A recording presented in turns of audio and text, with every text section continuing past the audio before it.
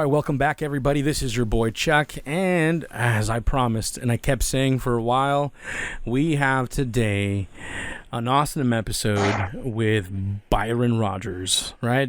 Sorry, I almost forgot about you, Omar. My bad, dude. Go ahead, dude, talk to them. Of course, Byron's on the show, and you completely forget about me. Hey, yeah, but that's totally cool. I'd forget about myself too with this man in my presence. So yeah, we're just we're here today. You guys might remember Byron Rodgers, that he's a previous guest. Came on here this early. Podcast. Yeah, he came here early. I want to thank you for that, Byron, by the way. Yeah, when nobody believed in us, you believed in us. Yeah, seriously. I didn't even have to try. I said, hey, Byron, can you come on? He goes, for sure. Tell me when. And I was like, really? I was like, you don't even know us. I'm like, what you want to talk about, man? We're going to get down about anything. Yeah, right? So on the show today, like I said, we have Byron Rodgers. He's a former Marine? No, just Marine, right? Because once a Marine, always a Marine.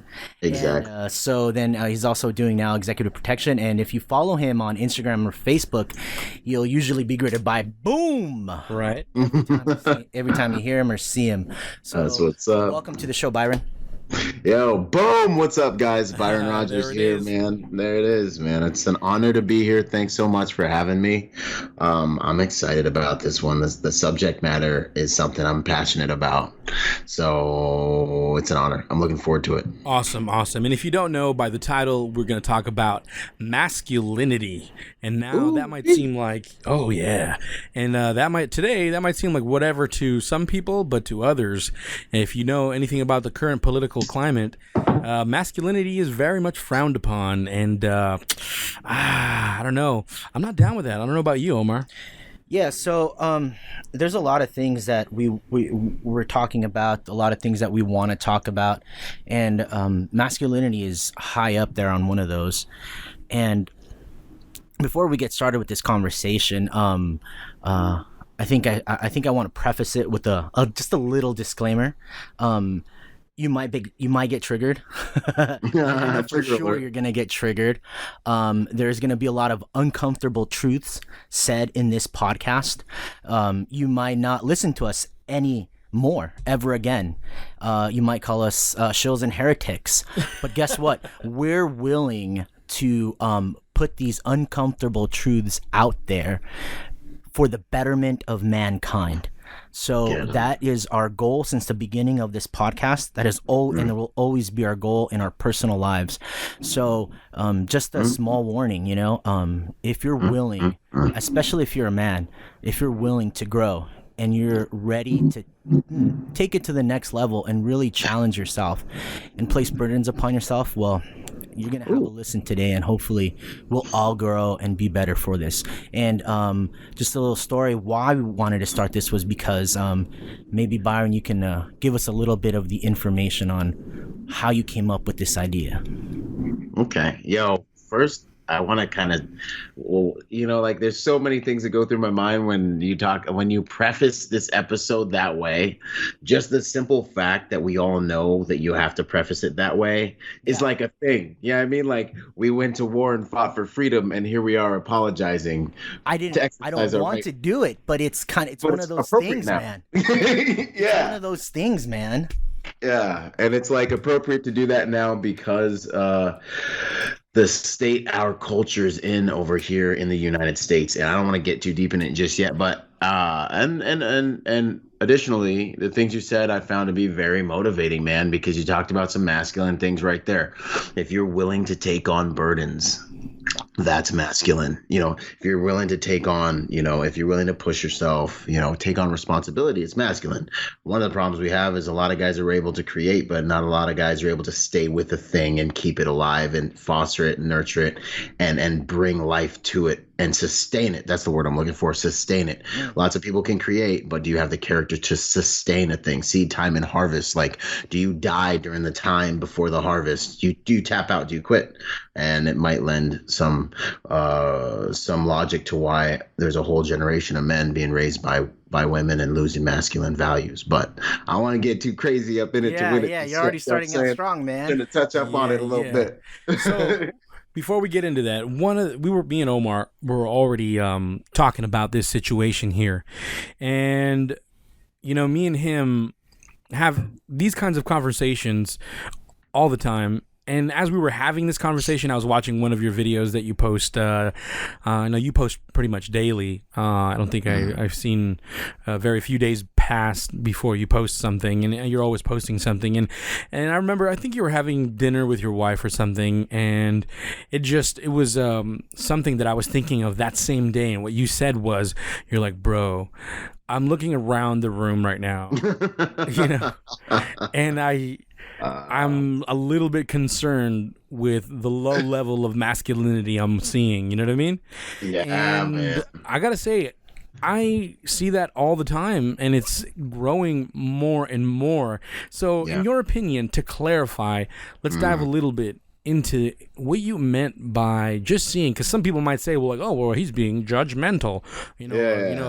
What exactly were you thinking, and how is that applying to what you see on a daily basis with the men that you're seeing around you?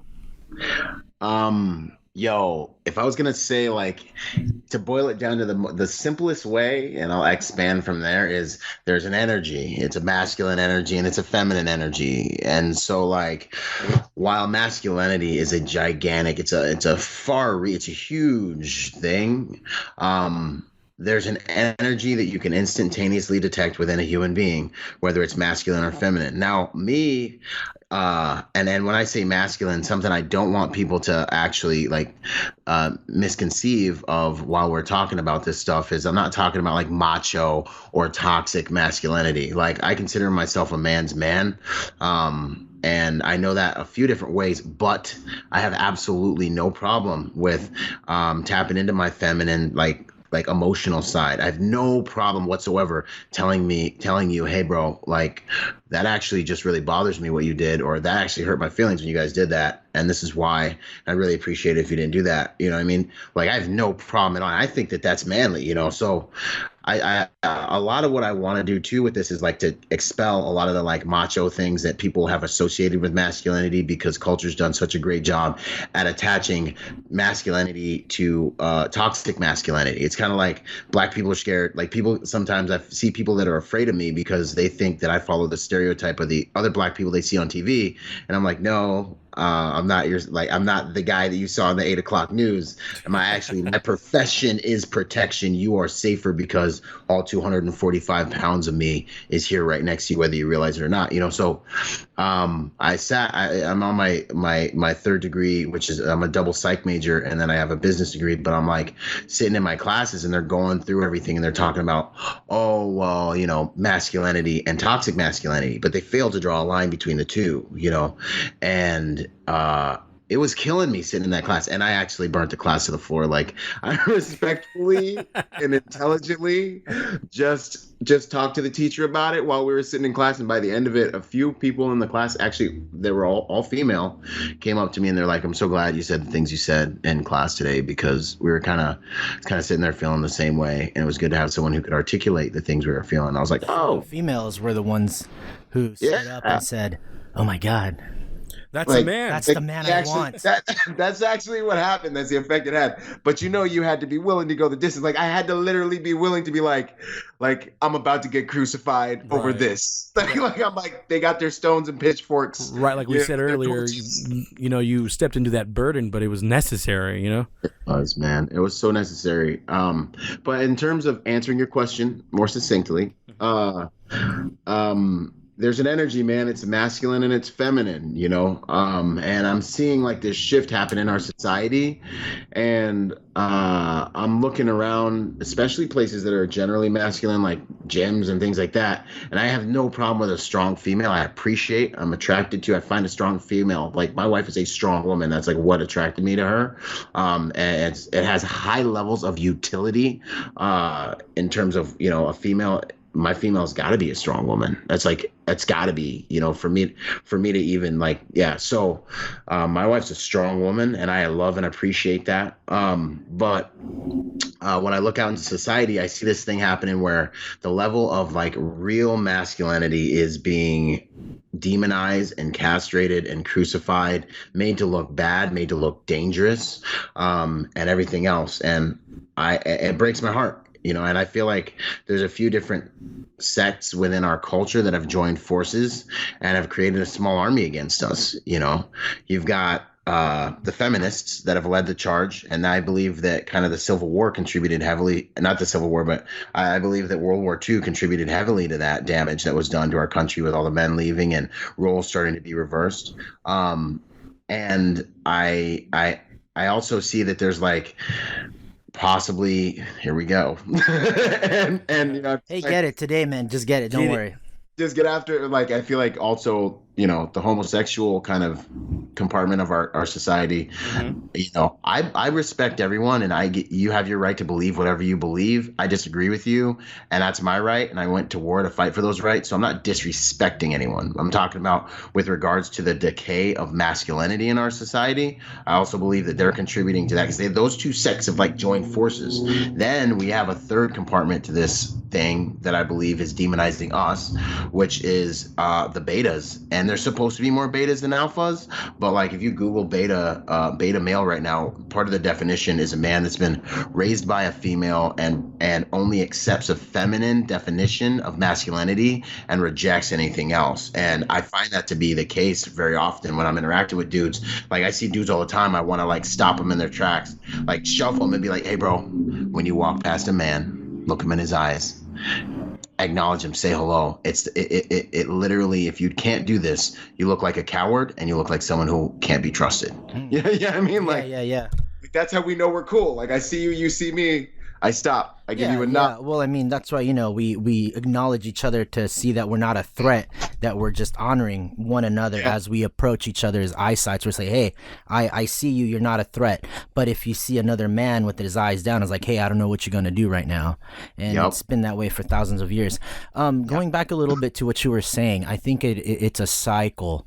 To me, what I've noticed within culture, that it's a cycle, that these men who think themselves as very effeminate, right? Because you said they were raised by single mothers, or because the men who were supposed to be there for them were not. They didn't want to take that responsibility. They didn't want to be that man. So as a consequence, their children, the young men that they're supposed to see, look at as an example of what it is to be a man is not there.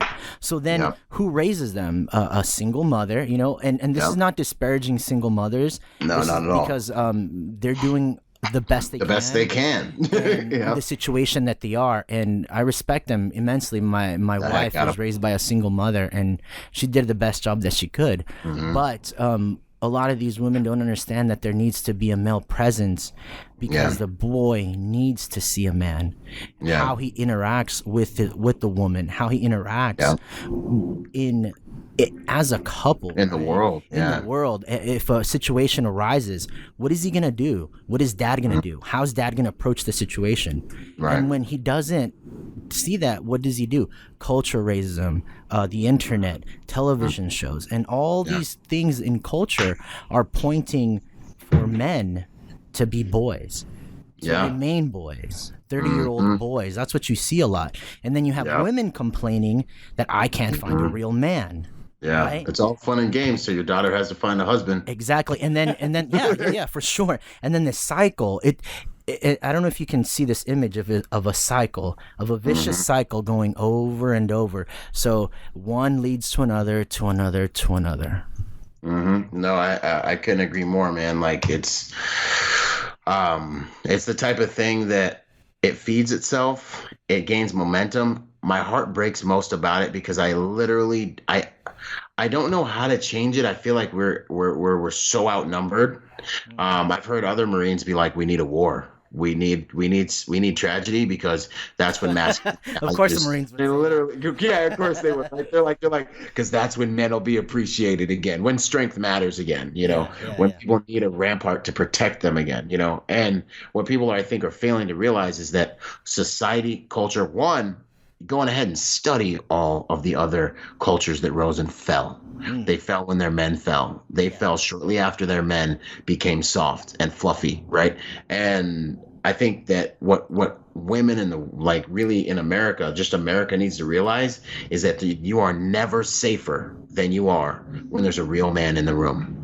Because a real man, like an actual healthy man, he lives in service. And yeah, like every single step and phase in my life that I mature through, I learn more about how deep that service is. You know what I mean? Like you go to court and woo your wife, and you're taking on this kind of like servant thing where like you're trying to impress, you're trying to like prove that I can protect you, prove that you're going to be safe and I can provide for you, right? Then you get that female in your life. Your piece of the pie just got chopped in half. It's 50% now. Yeah. You know what I mean? That's service. And you go to work and you work every single day. It's like literally you're giving a blood transfusion of your life, your vigor, your strength, and your ability to your family to supply them with what they need to survive. And so the whole masculine act, when it's done right, is actually an act of service. And it's a beautiful, amazing thing. It's an honor. I think we were created stronger for this purpose, you know?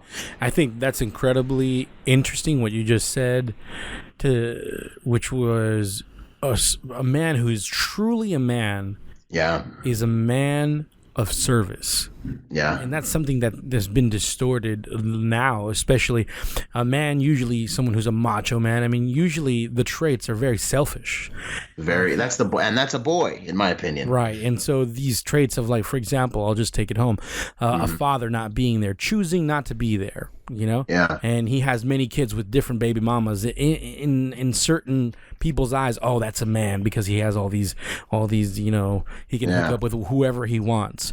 But in reality, the man is that person who's decided, I'm going to serve my family and be there and really just be the best example of a man to this group of people, which in turn will make their family, if they have boys, be men. The women will be happy. Then their children will learn those things, and then their children will learn those things, and boom, we have a better society, you know?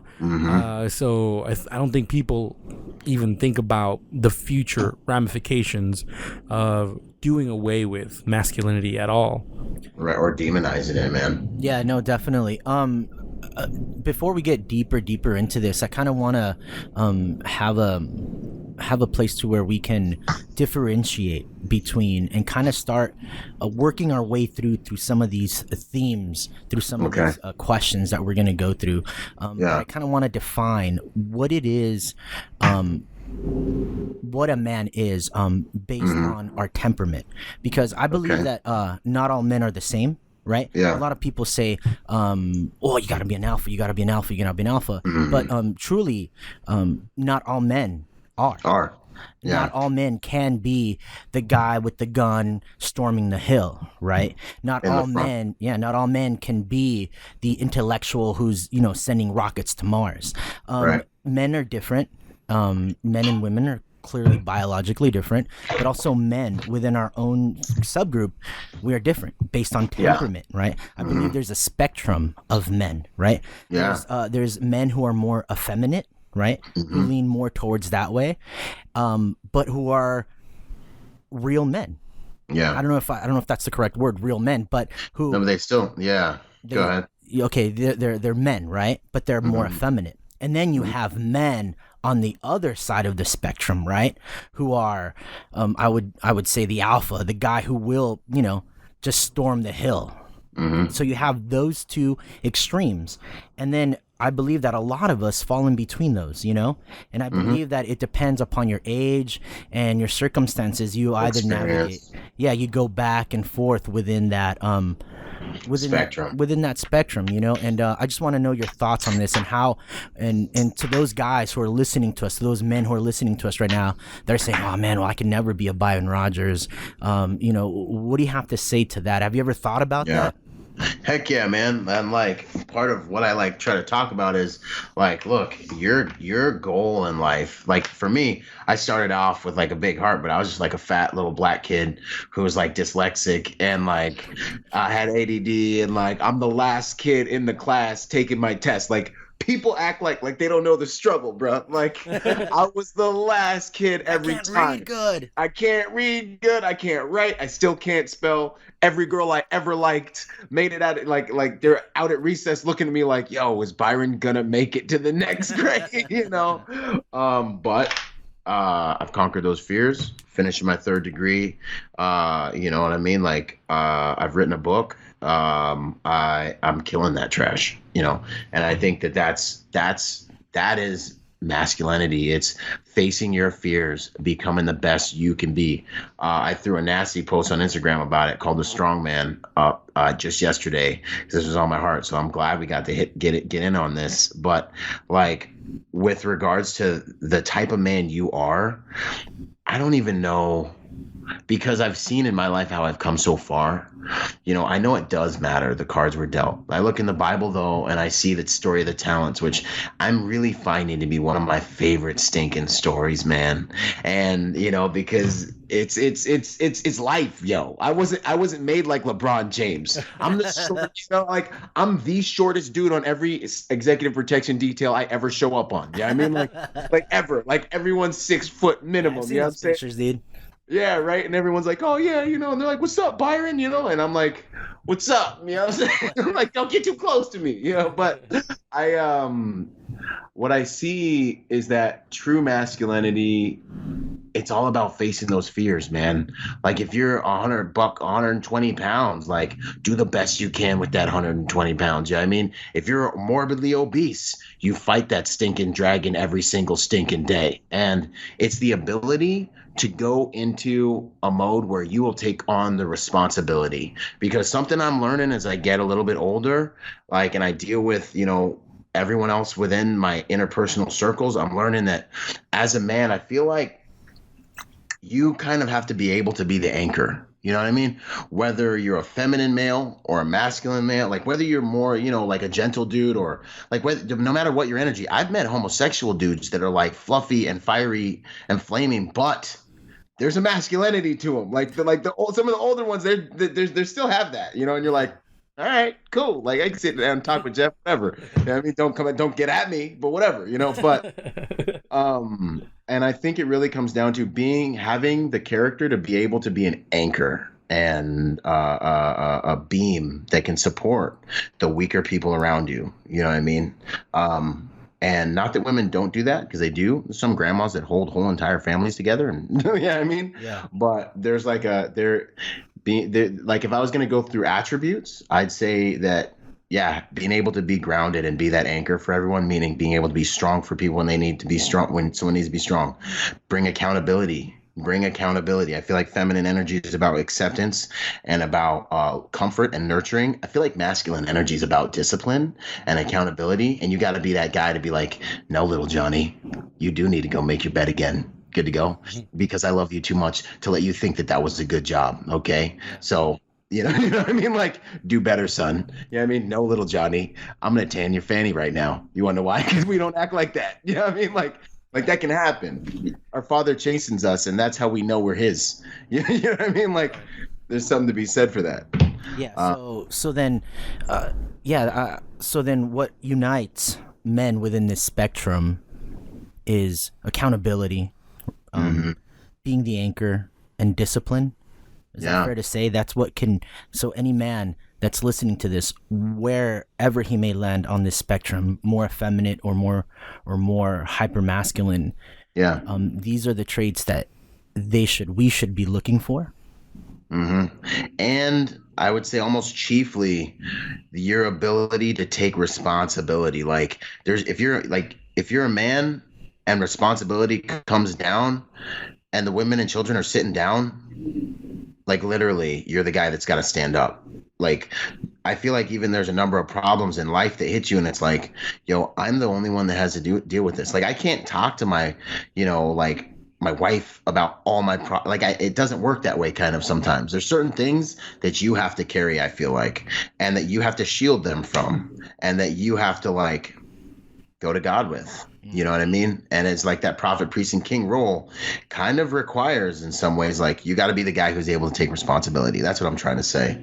And I think that the difference between a boy and a man is that a man will take responsibility, whether he made a mistake or not, and a boy will run from it. He'll get his mom.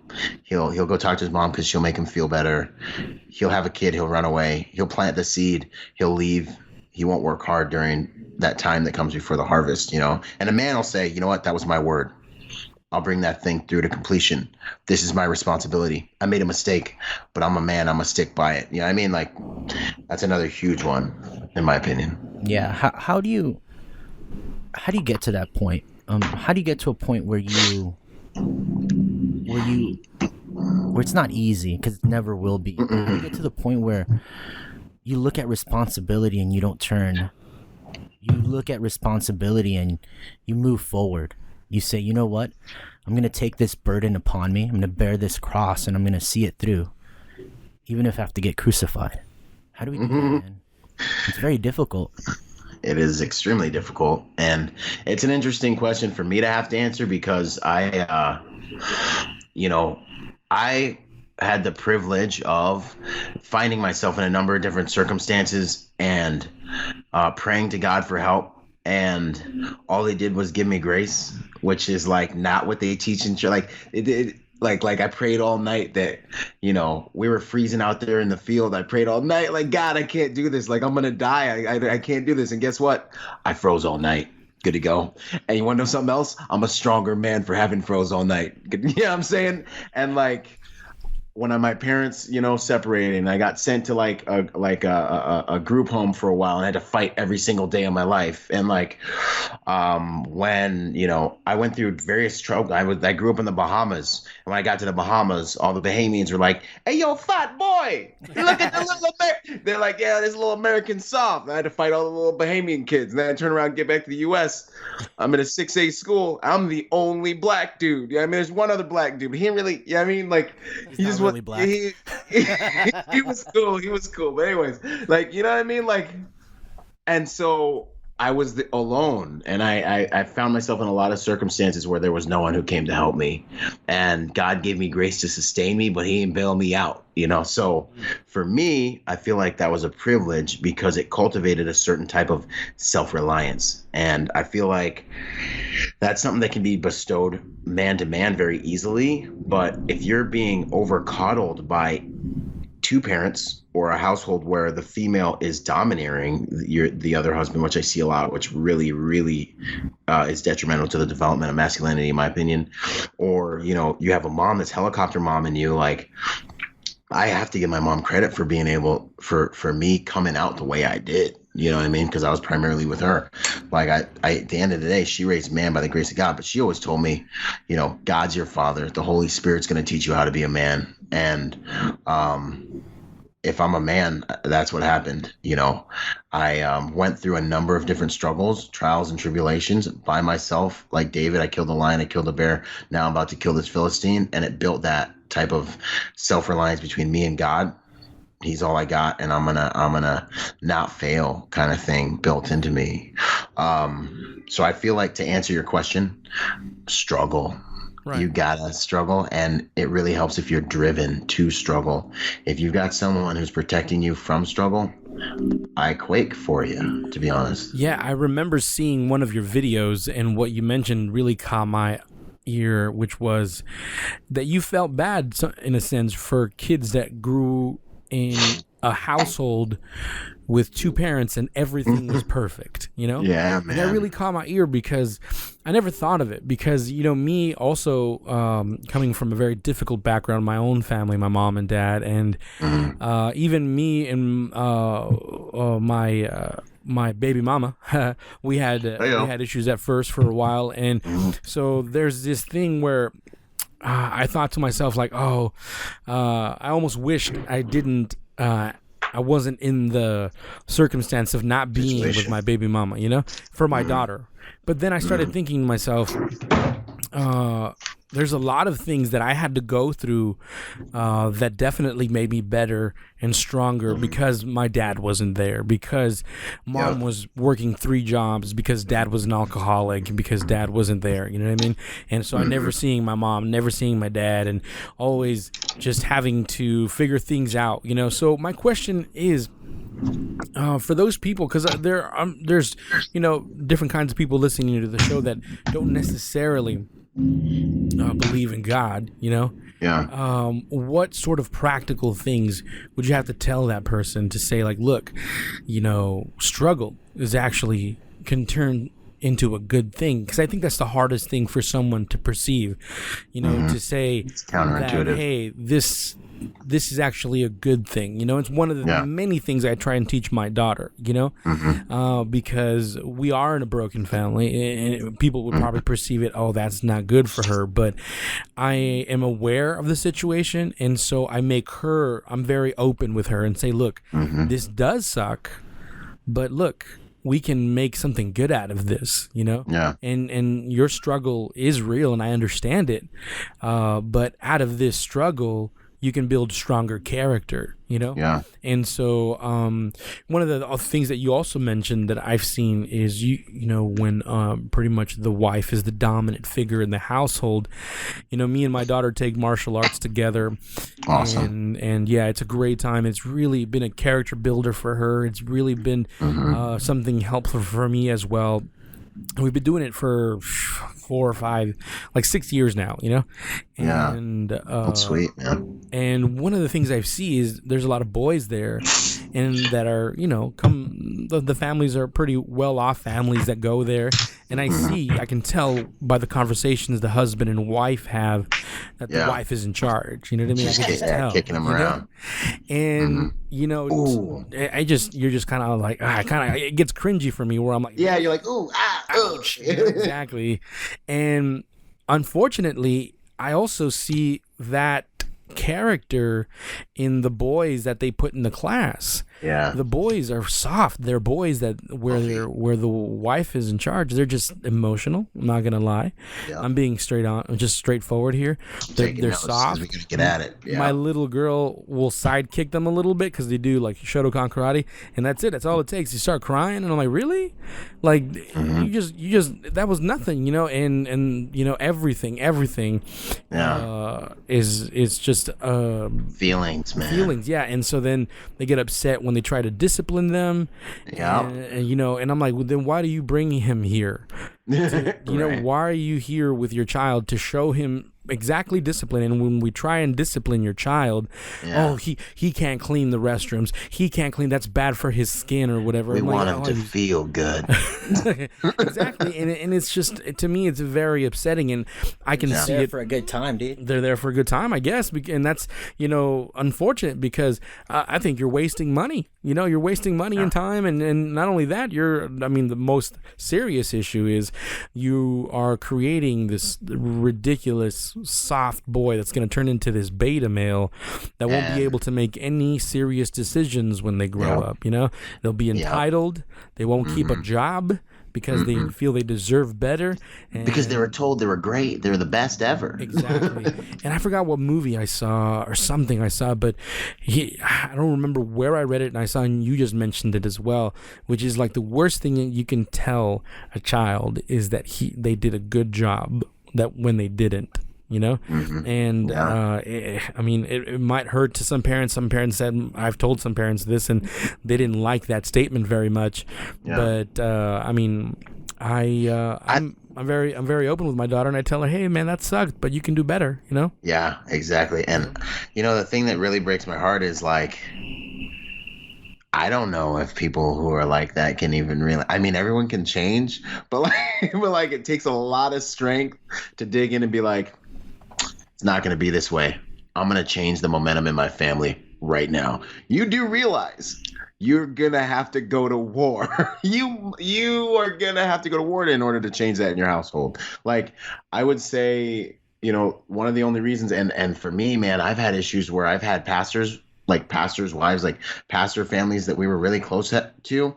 Literally, I should have my wife come in here and get on this thing. Come at me because my masculinity. And at the end of the day, they end up like attacking me over it. And I'm like, look, I don't apologize. And honestly, it made us a lot closer because she was able to kind of see like, Well, one, I wrote a whole 7-page dissertation on my biblical understanding and opinion on biblical masculinity in marriage.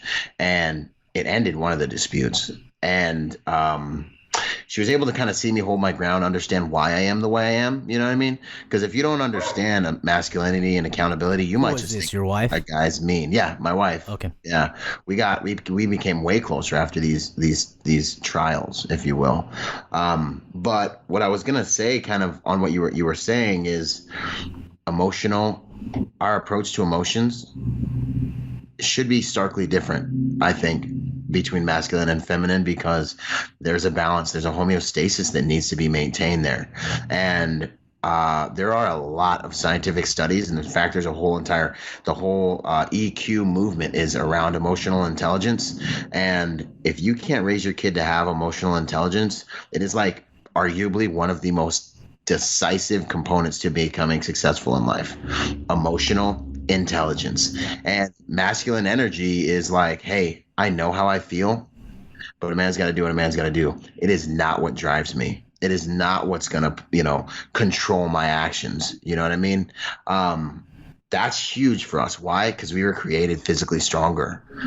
Like from the moment a man is like born. One, I was reading another book that was very interesting. It talked about how we're actually much more sensitive than women when it comes to emotions, which is why we're actually way more default respectful. You ever notice, like when we were starting the podcast off and you were like asking your boy to get a little closer to the mic, you were so respectful. You were like, hey bro, we have to, you kind of like poke around it a little bit. You ever watch two guys, like we do these dances. Hey man, would you mind coming over here and doing this real quick for me?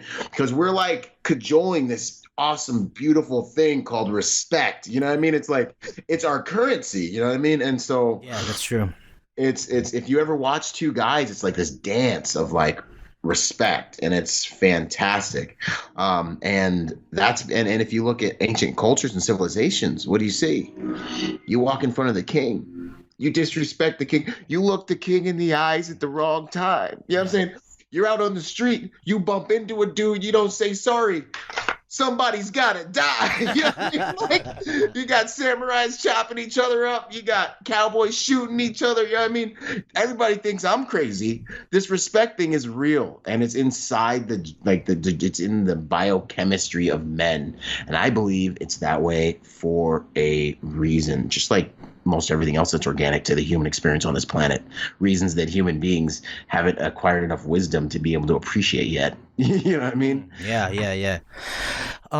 It's listening to your story right now, talking about the pastor or the people that you encounter in church, and the men that you encounter in church, and I believe it's threatening. It's threatening, yeah, for sure. It's threatening. A lot of men don't understand it, and so they don't understand the threat because their ego gets in the way. And instead of saying, tipping the hat and saying, okay, cool, teach me. I respect that. Yeah. Teach me. They say, oh, you're toxic, or you're wrong, you're bad, and it's well, that's what it was, man. It was the wife poisoning the pastor against me, that I was toxic and I was just some Marine guy that was too intense and just too masculine. They're like watching my videos on social media and like coming at me sideways afterwards about it. And I was like, well, this is genuinely what I believe is right. And, between me and God, because I also have a relationship with God, I feel like he's leading me. And I kind of was like, this is what I believe. This is why I believe it. And I was like, you know what? I'm not going to sit here and argue with you. I was like, I wrote a whole report on what I believe, why, Bible verses and everything in one of the instances. And what it was in both instances, it was kind of the wife poisoning her husband against me, because it was like a dominant. She wanted to like kind of see me bow and kind of be like how she is with her husband. Like, they had their husbands in their pockets and they wanted to see the same thing happen to me, and it wasn't going to happen. Yeah, that's it's very unfortunate. I'm thinking a lot right now what you're saying, and I've been on a journey, man. I've been on a journey for the last 4 years since I left that cult. Because me and Chuck were in a cult, legit cult. And, okay. Yeah, you can laugh. It's cool. Oh, it's hilarious. You can laugh. It's cool, dude. It's pretty awesome. Yeah, I have to laugh now so I won't cry. And Yeah, dude, for real. I feel you. For 20 years, we were in that Christian cult, and just thinking a lot about my life and how it's changed these last 4 years when I've been pursuing truth, when I've been pursuing on this path to become a better individual, a better Christian, a better man, a better husband, a better father.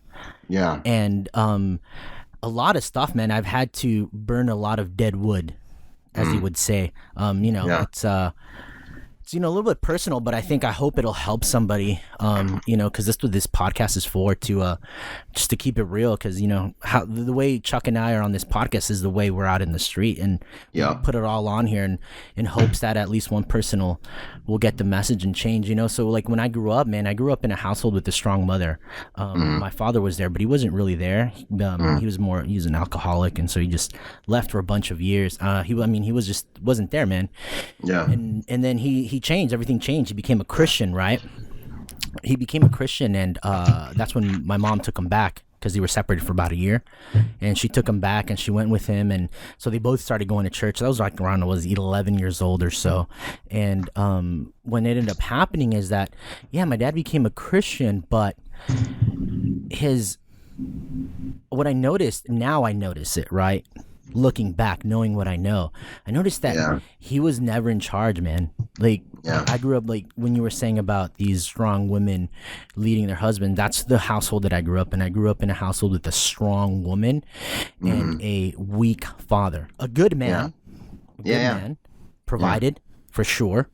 I don't want to disparage or speak ill of my father, but I'm just recognizing it, especially today. I was thinking about this today because I had this whole thing in my mind today, and we were going to talk to you, and so a lot of these images and memories were coming back, and for sure. So character-wise, in the way weak, as in not really instilling a sense of manliness. He would say, you gotta be respectful, you gotta be nice, you gotta be all these things, but that energy was missing. Yes, exactly. That energy that men have to get after it, to be passionate, it was never there. And so that's how I grew up, man. I grew up like that for my whole life. And then finally when I joined the Navy, that's when I started coming in contact with men that do have that energy. And I started modeling myself after these men, even though they were not Christian, but I felt with a lot of good mentors, a lot of men who had that energy to get after it.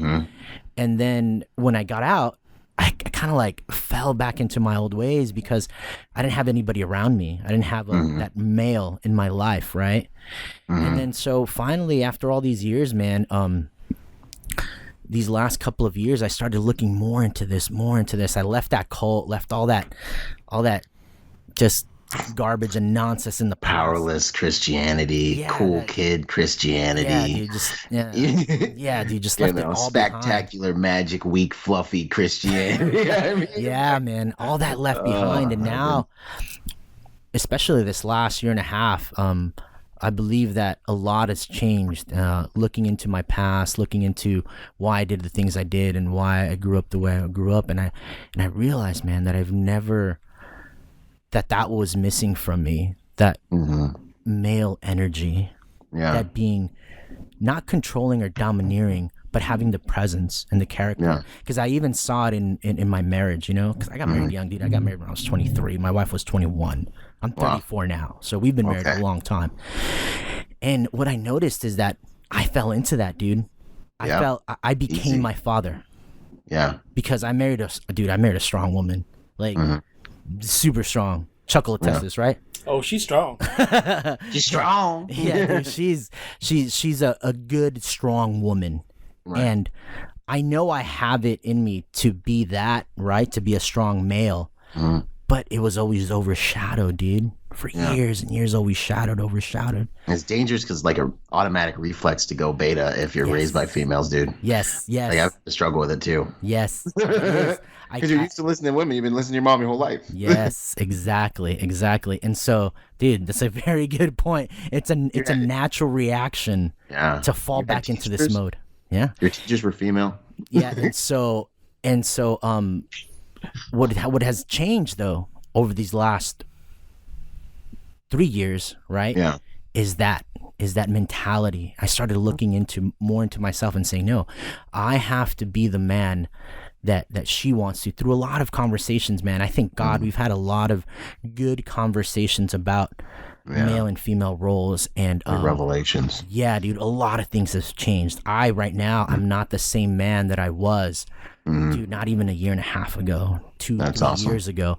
And all because I started realizing that I have to be the man in this relationship. And it's not like, oh yeah, I just submit under my boat. No. Yeah, it's not a macho bull crap thing. No. You know, it's a safe, respectful, loving, nurturing thing. Like, it's like you understand how to do that strong. Yeah, I mean, like, it's this thing to where I not only say I am the man, I act it. Yeah. You know, I act it out. I take on responsibility, which before I would fear, and I still fear. I fear responsibility a lot. I do too. But I'm starting to understand that I can't be weak, dude.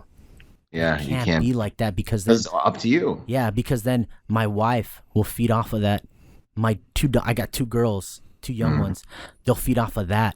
Yeah. And dude, it was like, especially when I think a lot changed when my daughter was born, man. Yeah, that's what I hear, man. I'm puckering up for that, dude. This sense, bro, of like a burden of like, holy am I a man? And that's when it all started to change for me. And I just thank God, and I'm still on this journey. And I thank God we're having this conversation today, you know? Maybe that was a long rant, but that was just something that was on my heart that I wanted to get out, you know? That maybe we can continue talking about that. And just wanted to hear your perspective on that, because, I'm starting to pick off of what you're saying, man. No, I dig it, bro. Like, that was good stuff. That was deep stuff. And one of the things that came to my mind when you were talking about that shift, and 2 things is like, one, dude, if you have been raised by a female, it's deeply embedded within your psychology to kind of almost go beta with a female and be like, hey, where do you want to go to eat? And like, hey, where do you? And like, kind of just let her take the lead if she wants to, you know? Like, it's something I to this day struggle with. My wife gets frustrated and be like, I don't want to make all these decisions. I have to be like, I got this. We're going to In and Out right now. No. But the thing is, if you don't do it in a healthy way, you'll get bucked and you will lose. Yeah. Because we're not talking about being like, yo, I'm putting my foot down, I'm the man of the house. You do that, you're about to have a tough time, bro. Like, you're gonna have a tough time either way. But I'm just saying, like, don't do it wrong. Don't do it wrong. It's one of the most dishonoring, makes you look weak and pathetic and annoying and laughable type of things if you do this incorrectly. This whole masculinity thing has got to be driven with love. It is a love thing. It is a nurturing thing. I can die for the people I love because I love them. Yeah, I mean, I can be a man and take on responsibility because I love the people I love. I love them and I'm not going to fail them. Yeah, I mean, like, this is not a macho thing. And if you try to do this and you're not mature enough as a man, you're going to do it like a boy and everyone's going to see you as a boy and it ain't going to work, you know? No, yeah, that's true, dude, because for the longest time, I think that's what I was, man. I think I was just a boy. You know, I was a married boy. Yeah. Yeah, I was a boy who just happened to be married for for the longest time. Yeah. And dang, I forgot what the other thing I was gonna say, kind of on what you were saying, was towards the end there, you were talking about something that was big. But anyways, yeah, man, it's all good, man. So we'll get that thought back. We'll get that thought. Well, this is us getting a little bit personal, I guess, and people understand where we're at. They kind of know where I am now with like my daughter and where Omar's at and our struggles and things like that. But I think that's a good thing that we're just being honest as far as like, hey, this is the struggle. And what caught my attention, what you said was like, hey, I fear responsibility too, but we do it anyways. You know what I mean? And I think that's important, is what you said earlier, right when we started the show, facing the dragons, you know? Yeah. And I think one of the things that emotional intelligence does is makes you aware that there is a dragon that needs to be slain, you know? Oh, this dude's there. Because when you don't have emotional intelligence, when you don't have none of those things, you're not even aware of it, you know? Yeah. I read kind of the work of Jordan Peterson. I don't know if you know who that is, but You don't know who Jordan Peterson is? Byron Rodgers. Shaking my head, bro. Are you serious right now? Do you know who Mike Davis is? I'm so bad with names. Like, give me books. Mike Davis? You know who Mike Davis is? No. Jolly Black Man?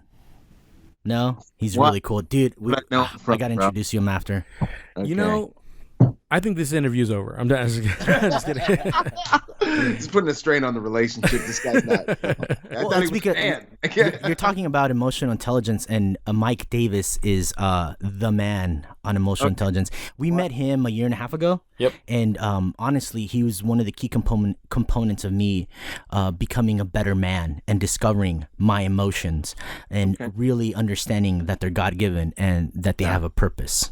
Yeah. Right. And so if you haven't heard him, Byron, he was basically right Do you have before. a book out or anything? Okay, well, Mike has a couple simple ones that he's made, but when we heard of him he was right before or right after your episode on the Joyspiracy theory. And so he was also there at the Heiser event a long time ago, like 2 years ago. You were there as well, I believe. Yeah, he was at the Michael Heiser event. Remember over there in the Saddleback Church? Oh, yeah. Yeah, yeah. We saw you there. We saw you there, but we didn't really is that Byron? I think that's Byron. Nah, he's too short of a man. He's too short. No fireballs, nothing. Seriously, don't make it worse than it is, Omar. I'm just kidding. All right, no. You're just saying that because he's on Skype. No, I wouldn't say that to Byron's face. I wouldn't do that. But no, I'm just kidding. You're my height actually, so I'm just messing around. But hey, let's get away from that one. So the point is we were listening to Mike, and in researching Mike's stuff, we started going on Jordan Peterson, which he's a professor of he's a clinical psychologist. He's a professor of psychology in the University of Toronto, you know? Okay. And so I read his book called 12 Rules for Life, Antidote for Chaos, you know? Okay. And in there was a story that he told about a man, I believe it was a man, or just I think it was the father figure of the story. The whole family actually, the story was that they bought a little pet dragon, you know, and the little pet dragon was in the middle of the house, and they would just keep it there, and you know they fed it, and they just keep feeding it, and keep petting it, and the dragon kept getting bigger, and bigger and bigger, right? And so instead of doing anything about the growing dragon, they just let it grow, and it consumed the entire household. Yeah. And so he basically explains that that's how things can go when it comes to our personal lives. There's these dragons that we don't face, that we walk away from. There's these fears that we don't want to face. Oh, I'm afraid of responsibility, or I'm afraid of being a father. I'm afraid. I mean, take your choice of whatever you're afraid of, and instead of facing it, you just let it be. You just let it be, and it's going to grow, and it's going to do exactly that. It's going to consume you, you know? And so when I'm like remembering all these things that I'm reading, like it's just all connects, you know? I was having a conversation with this girl. She's considers herself a feminist, you know, and I was having a cordial conversation. There was no arguments. I can keep my chill when it comes to these kinds of conversations, but you're an adult, right? And so I mentioned something because she said something very interesting, and I think I want you to touch on it and tell me what you think. You know, we kind of have been dabbling on it, but I want to kind of get into it a little bit. Which is this: she said that if society was ran, is that the word? Is that the conjugation? Yeah. By women, by a matriarchy, it would be better, in her opinion, than a patriarchy. And I can see your smile right now. You're like, what is this? Hey, why are you going there, man? Hey, I'm going there. It is a little controversial. Everybody's like, And so I told her there is a city in the United States, if she's not aware, that is primarily ran by women. And she's like, there is? And I was like, yeah. And she was like, what is it? And I was like, the city of Chicago, you know? And she goes, what do you mean? I'm like, that's the highest rate of single mothers raising families there, and it's also the highest rate in murders and different crimes, and it's pretty much one of the worst cities we have in the country. It is. And it is the worst city, right? Yeah, and so I told her, he explained to me that, if a matriarchy is better, that's an interesting circumstance to try and explain away, Man, there's a ridiculous amount of statistics on the damage done to men and families in terms of studies done on inmates. I got stuff that 90% of homeless and runaways, fatherless homes, 85% of children who show behavioral problems, fatherless homes, 80% of rapists, fatherless homes, 97% of high school dropouts come from fatherless homes. Like, I got lists, and it's all predominantly fatherless homes with a lot of like masculine behavioral problems.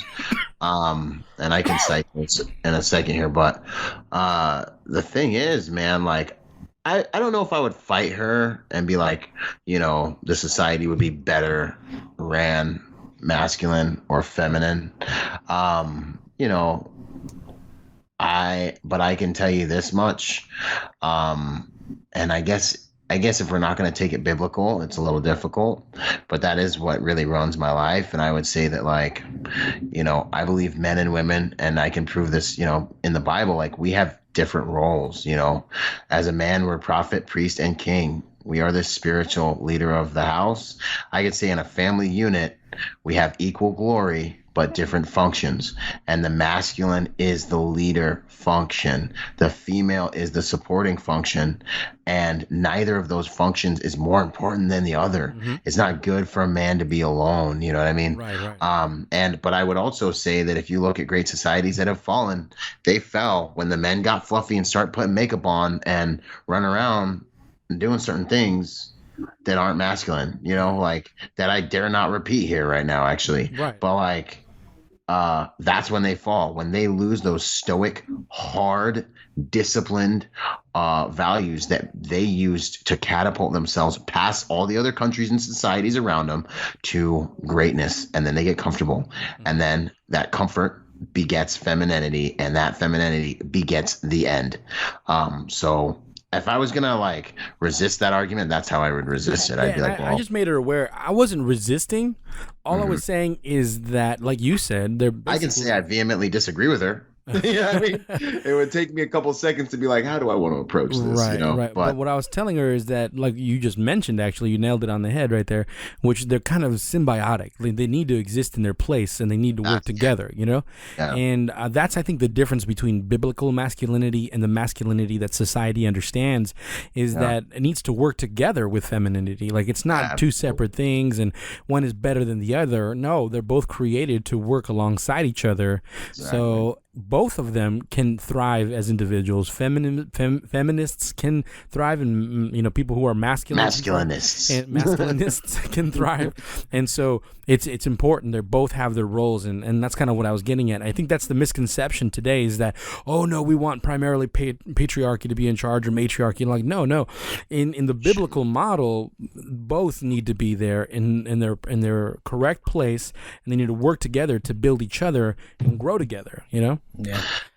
I would say that I don't know, like, I would say that the whole patriarchy thing is just the whole made up thing. We don't live in a patriarchy, It's not men that run society. It's competent men. It's not the most powerful men that run society. It's competence. Yeah. We live in a society based on he who is the most competent wins. So that's why all the CEOs happen to be men, because they put themselves in positions and dedicate the time to be competent and to be masters at whatever they want to be. And if women want to demonstrate value, they have the same opportunities as men. That's why this whole patriarchy thing, it's nonsense. It's not real. We do not live in a patriarchy. We do not live in any sort of, the only thing we live in is in a competence hierarchy, that's what true. I would tell her, because like right now, this world, no matter how you feel about it, it exists for money, not for man. So you want to act like you don't have the same opportunities? Hi, just be an entrepreneur and kill the game. And if you're making money, you're gonna win. Period. Yeah. Why are men at the top of these companies? Because they're making money. They're leading these huge organizations. Because whatever they're doing, their leadership is working. You know what I mean? So I would kind of refute that way. Like, no one cares. There's no black, yellow, orange, pink, green, male, female anymore. There's rich people and there's poor people. Good to go. And if you haven't figured that out yet, I mean, you need to get off of YouTube, or you need to get off of watching your cable, and you need to start reading some books and pay attention. You need to ask somebody, you know. A couple of things I wanted to tap on real quick. Sure. Yeah, man. Yeah. Want to go on that? One of them is, you know, like the whole guys not taking responsibility, and, you know, having the baby mamas and then bouncing. I feel like there's an aspect to that gets passed over all the time, and that's the fact that women need to be cherished. There's a good book out there called Love and Respect, y'all. I don't remember the author's name, but this Love and Respect book is like the truth when it comes to having a really healthy relationship. I've read it. It's good. It's like, yeah, it's awesome.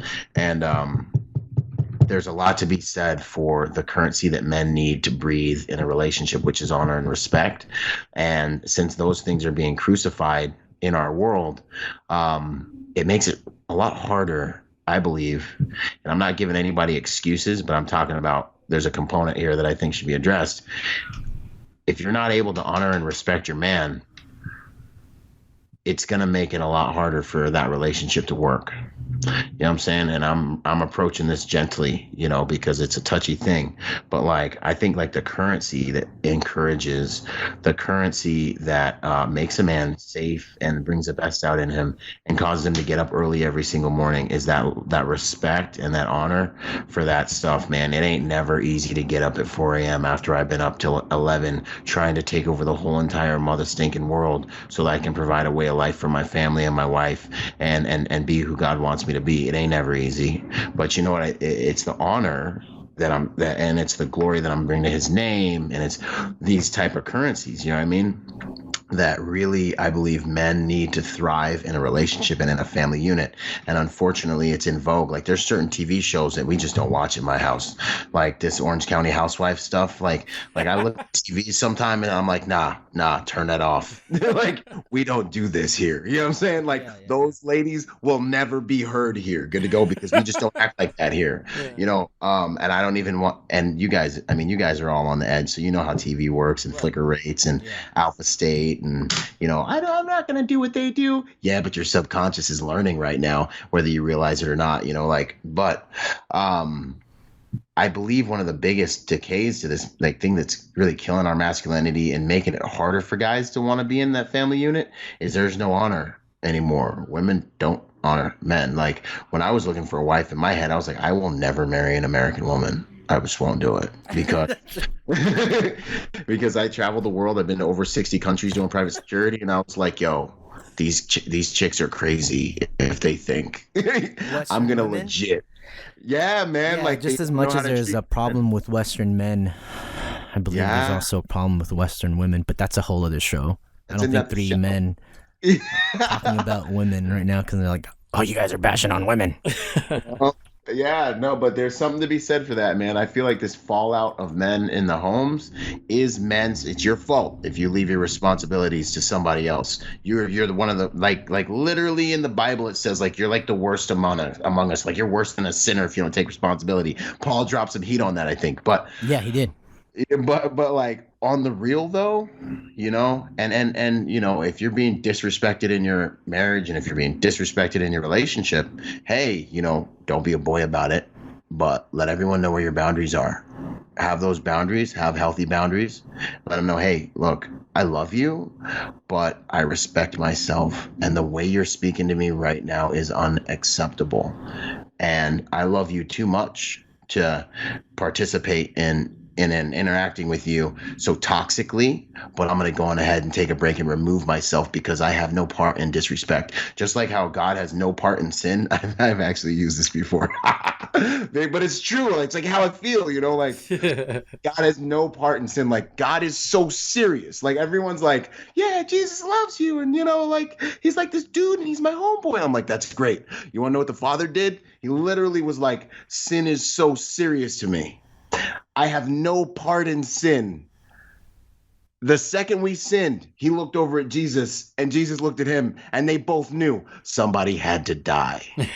Like, does anyone ever like really like take that serious? Like my Father is so serious. There's nothing funny about that. You know what I mean? It's intense. There's an intensity. You know what I mean? And so, and honestly, that's kind of how I am with disrespect. I'm like, I love you. I'm not going to lower myself to your level because that wouldn't be manly of me. But there's a line here that you need to understand and that needs to be respected in order to foster a healthy relationship between us. Because I could cave in and I can do anything you want me to do. I can do anything you need me to do. I could let you disrespect me. I'm strong enough to take it and do whatever needs to be done. But it would do something to me. It would do something to me that I know that you don't want to do to me. You know what I mean? And that's why I've got to honor this relationship and myself by drawing these boundaries.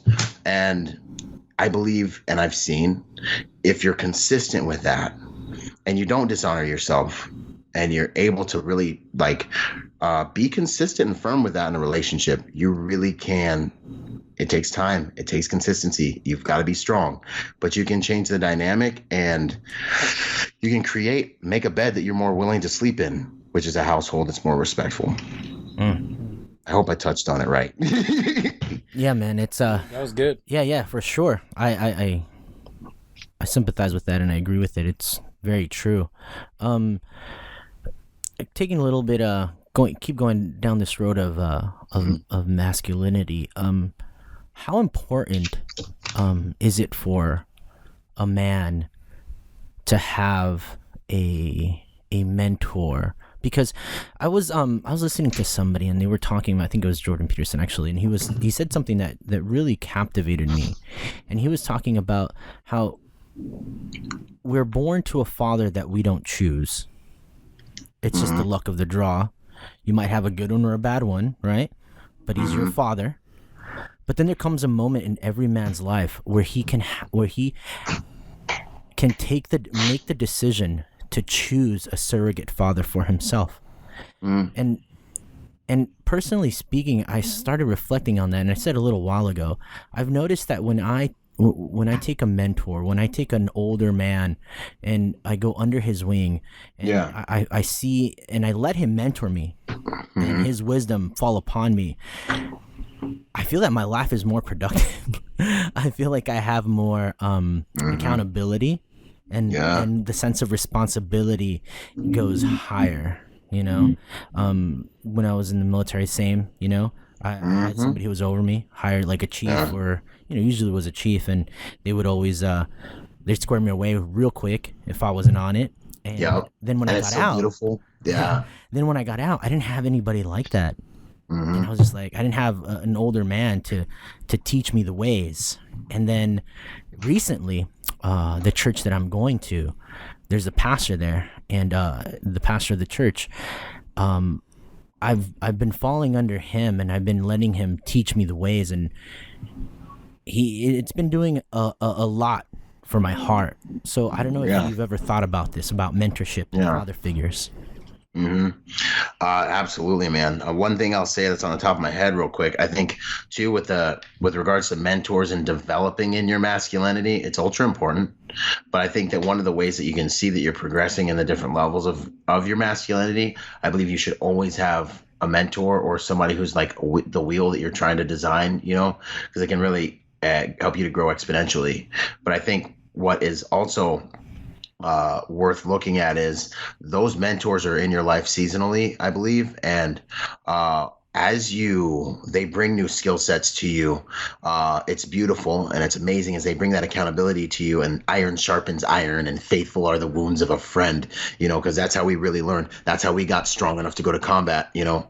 But as you learn those skill sets and those mentors ebb and flow in and out of your life, I think one of the things that assures you that you're developing in your masculinity is when those skill sets and gifts and tools become actually things that you can chase in yourself too. Like the day you realize, like, yo, I remember when, the master walked in and I put my hand to the plow. And then I remember the day that he looked at me and was like, yo, you're good, kind of. And you find yourself doing all the things that you were trained to do, and you can just do them. That is something that reassures you as a man that you're developing in these different levels that you've got to go up in order to really become who you're kind of created to be. So that's just something, I don't know, something to chew on that I'm thinking. And then with regards to masculine role models, man, like my whole story is like ultra non-conventional, man, because my mom was a very strong woman. My grandma, my aunt, but they didn't raise me to be sweet, like, you know what I mean? Like they were like, country Washington State country folk, So I never, thank God, I never had that mom that was coddling me, that I had to learn how to find my own masculinity and find my strength. Like my mom was like, yo, my mom beat me more than my dad ever did, which puts some strength and discipline in my bones. And I thank God for that. But my masculine role models, I grew up saying, I don't look up to anyone. I don't look up to any humans. Like I kind of grew up being like, look, I just didn't see any men that were like strong enough around me for me to give that to. Like growing up, I was just kind of like, I just remember, and maybe it's because my dad's who he is. Like my dad's a warrior, martial artist, got shot at point blank range with a shotgun with birdshot, held his stomach together while being dragged by his heels through the jungle for a few miles back to the truck, got to the hospital, died a few times, woke back up, and woke up in Miami-Dade and survived, and is still, I call him to this day. It's like getting beat up for an hour and a half because he's just so hard on me. I'm saying, like, and I love it. It's our love language. He's like, you got to be hard, son. This last time, he's like, you got to be smart. But he's one of the most successful men in the Bahamas, owns one of the biggest security companies in the Bahamas. He's no joke, but, I never really found a man that I was like, I really look up to you and trust you. Half that was because I could tell half of them were gaming on my mom. And you know what I mean? And men are gonna be men, you know what I'm saying? Introduction to the game, like, so I'm sitting here and I'm like, yeah, you're doing nice things for me, but there's a game to this. And I always that verse was like, the Holy Spirit will be your teacher, and my mom being like, the Father is your heavenly Father is your Father. And I was raised to where, like, I'm friends with the Holy Spirit. Like, I'm out in everyday life and I'm like, Father, I don't know what I'm gonna do. Like, I don't know where I'm gonna eat. I don't know how this is gonna work.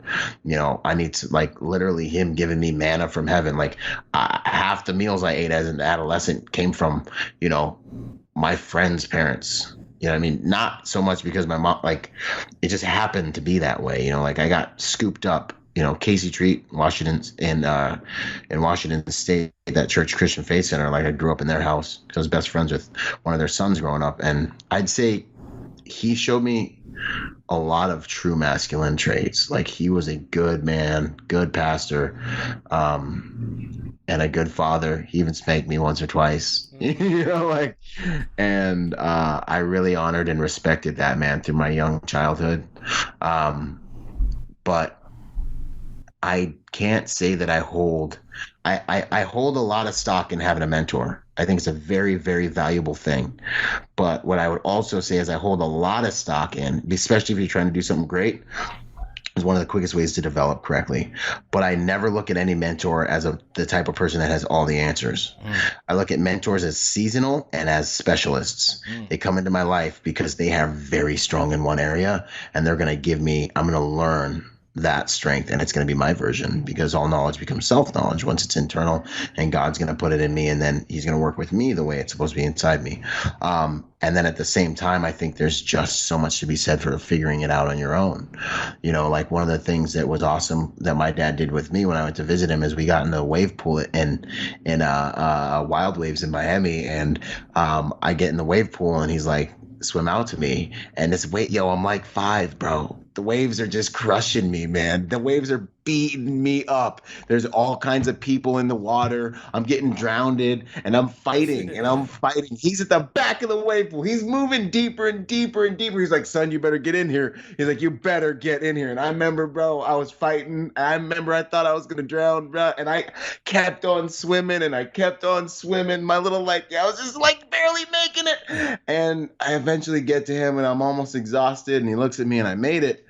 But that built so much self-reliance in me and being like, by the grace of God. And no, I mean, when I say self-reliance, I don't really mean that actually. What I really mean is I'm just like, Father, you got to get me there. You know, people look at me and they think I'm a strong dude, but like, I'm just a dude, man, who tries as hard as I can to be as strong as I can, to not fail God and all the people around me when opportunities are placed on my back. And like now it's turned into some version of some type of like strength, maybe, you know, but I'm still just here by the grace of God. Like I should have died in Iraq. I could get in a car accident tomorrow, tonight, you know what I mean? But like there's so much to be said also for going out the way Jesus did into the desert for 40 days and 40 stinking nights. And really, I believe letting your heavenly Father, or, you know, learning to figure it out on your own. And I really believe that's where a lot of us make this transition from boyhood, where we need that covering of a father, into becoming a real man. And now we're able to really cover, you know. And remember, this is just my postulations, man. I'm just giving you what's in my heart. You know what I mean?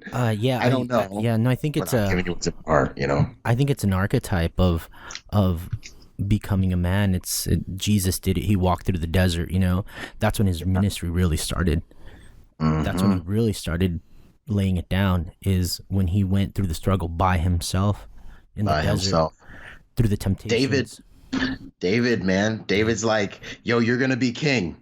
Go herd the sheep. And he's out there. He killed a lion. He killed a bear by himself out there. You know what I mean? Like, I think there's a lot to be said for, you know, earning those stripes. So when you do get checked and challenged by life, you got struggle credentials. You got individual capital. And that's how you know who you are, by the grace of God.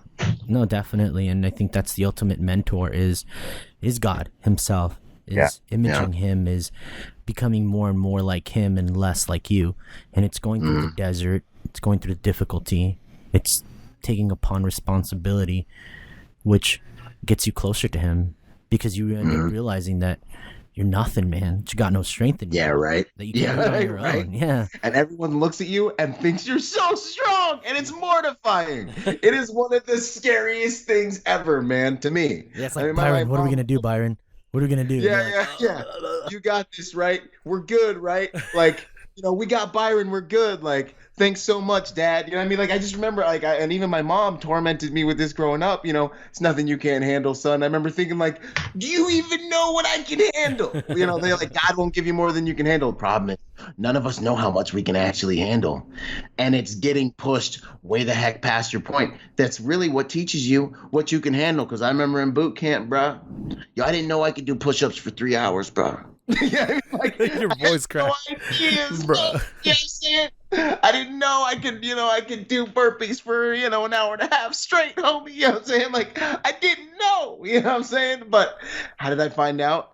There were some hard men there that were willing to let dudes cry, that were not willing to let dudes quit, and that were willing to push you and, beat you until you became, or you really, all you did was learn what you were truly capable of. And as a civilian, I'd never been given the beautiful opportunity of working hard enough to unlock that potential until I got in the Marine Corps.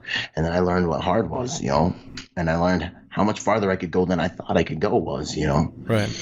Now, that's a perfect thing that you just mentioned, because this is something I want to get into. I like your approach to saying, I've learned this in the Marines, and these are things that I used to survive, to do what I had to do to accomplish the mission while I was in Iraq and wherever you were. Now, your thing is, how can I use this now as a civilian?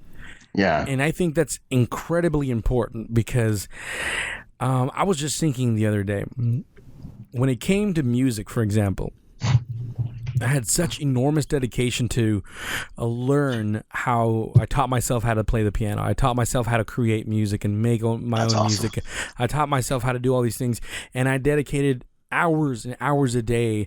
I would practice the piano sometimes till my fingers bled, like I wanted to be as good as I could possibly be, so I did whatever I had to do.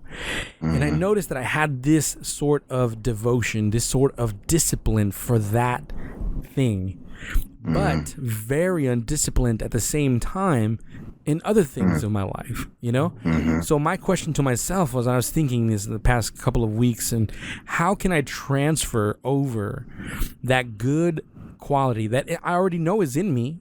It's not that it's not in me, but I'm focusing it specifically on the one thing. Now, how can I transfer that sort of discipline into something else? Like maybe being a better father, maybe being the best in, at my job, but whatever it is, and that's something that I've been thinking about deeply. And I think you've done that very well. You've learned a lot of things in the military. Thank you. And now you're transferring them over, which, from what I perceive, has helped you so much, and so much to the point where you feel that it'll help other people in the military that were in the military, which is why I think you wrote the book. And how do you approach that? What was that mindset? What decisions were you making in your head when you were like, I can use this thing now pragmatically in my day-to-day life? It's interesting, man. Like, there's so much to that. And like the book Finding Meaning After the Military, that book is really where I love that book, because I got to lay all that out. But it really came from a thought that I heard that was like, true intelligence is being able to make connections between things. Well, before that, like, I just was always impaired, bro. Like, like I was always like, I read a little bit slower than everyone else, and I still can't spell that good, but I can speak decent, and I have a decent vocabulary. And so kind of my whole approach to life was always like, I was sponge in everything, sponge Byron. Like I learned from everything around me all the time.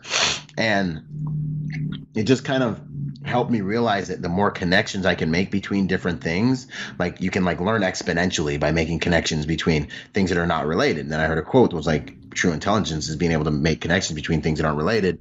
And I started studying like crystallized intelligence later on, and seeing that like wisdom that I acquired when I was young was actually decent.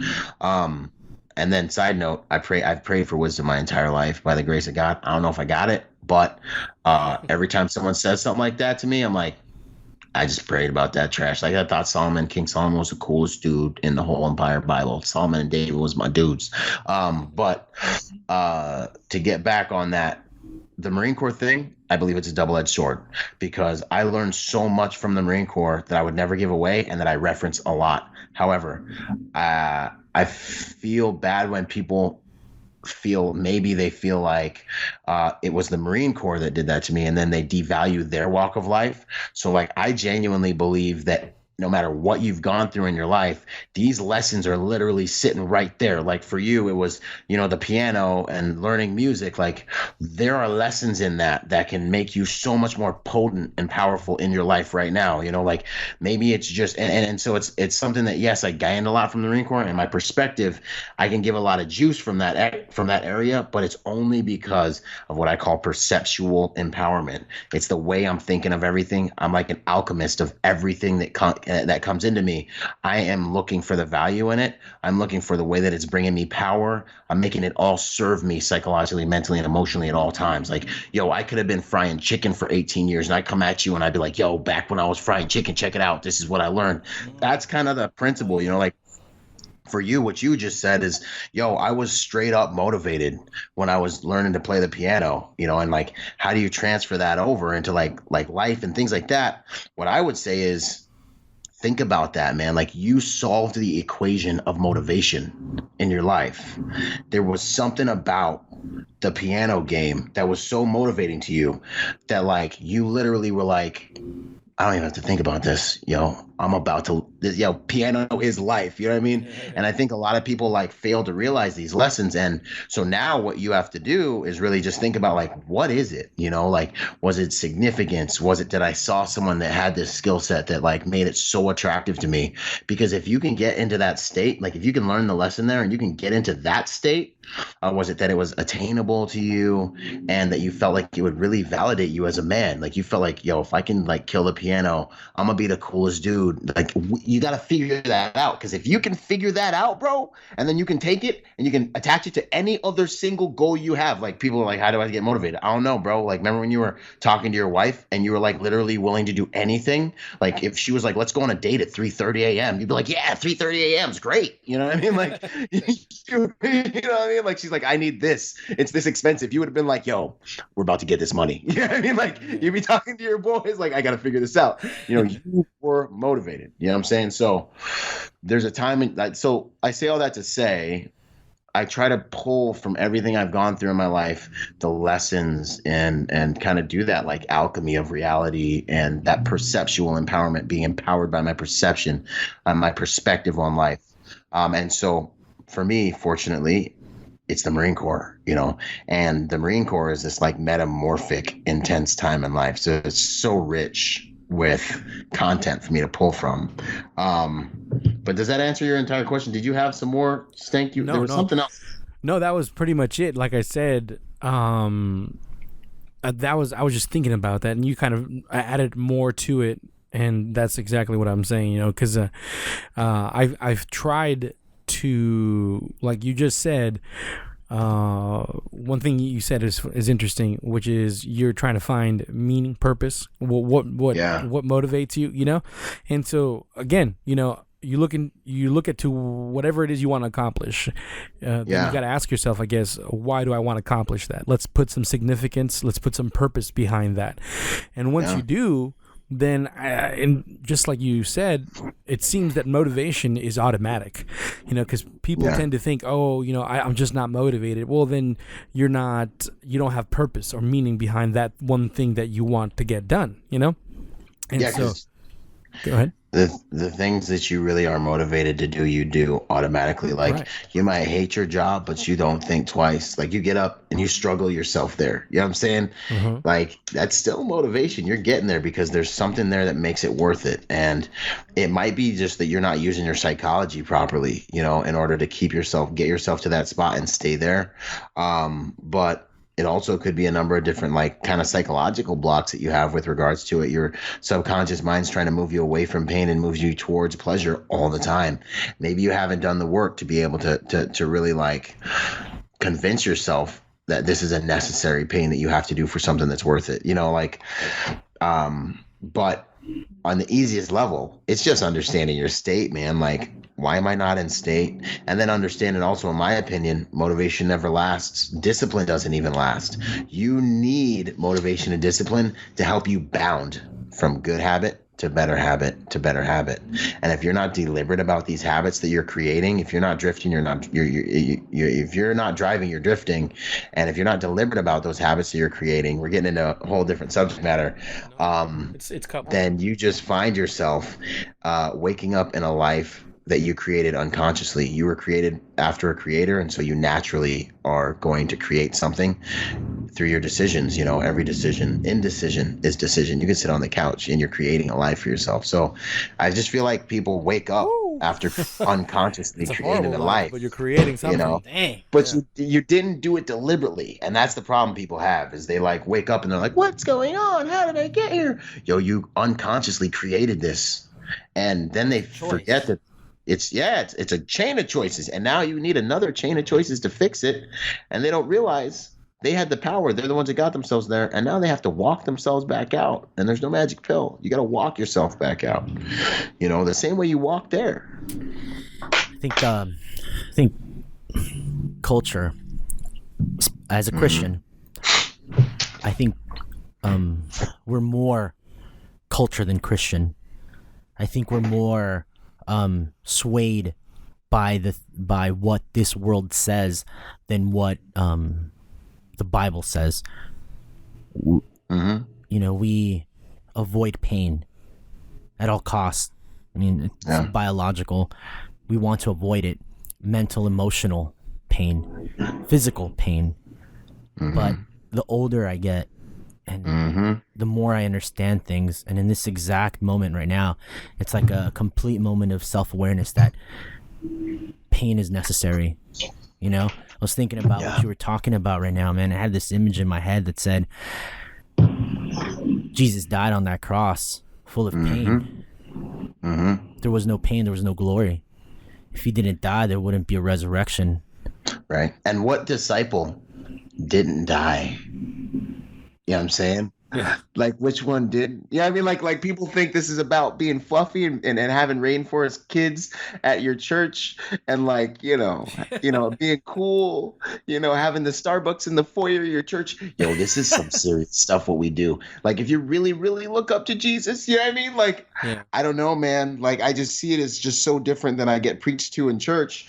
Like, every one of the disciples died. Like, he says that I come to bring, like, none of it's easy. None of it is like a cakewalk, man. Like, all of the people we look up to, like the disciples, the things they went through for the gospel, like, we don't even have time to talk about the struggle. You know what I mean? Is that why we see a lot of soft Christian men? You know what? We going right back on subject right there, man.